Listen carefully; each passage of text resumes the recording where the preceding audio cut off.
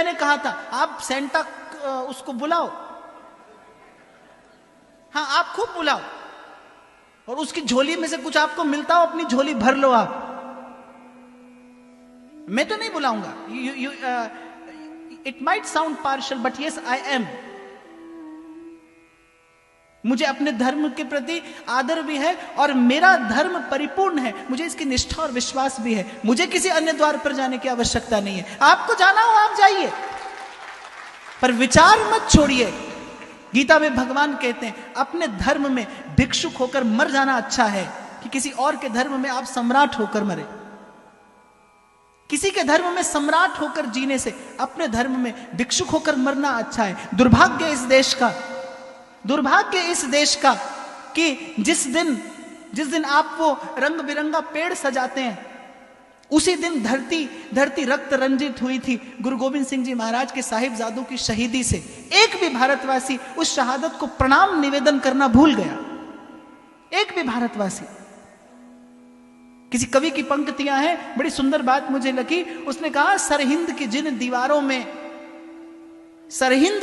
दीवारों में साहिबजादों का जिस्म जड़ा है।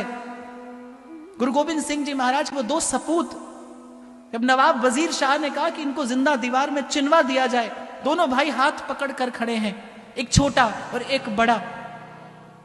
वो घटना में याद करता हूं तो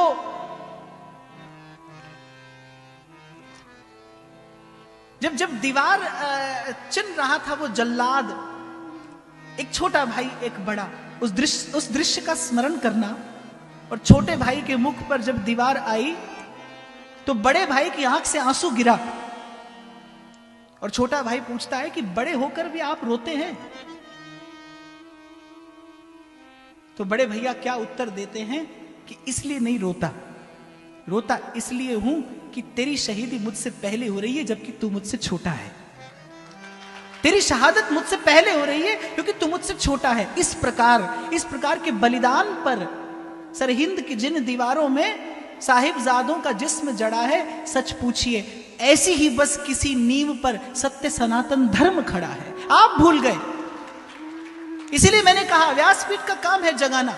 मैं तो डंडा बजाकर कहूंगा जागते रहो, और इस भाव से कहूंगा हो सकता है कोई एक जग जाए।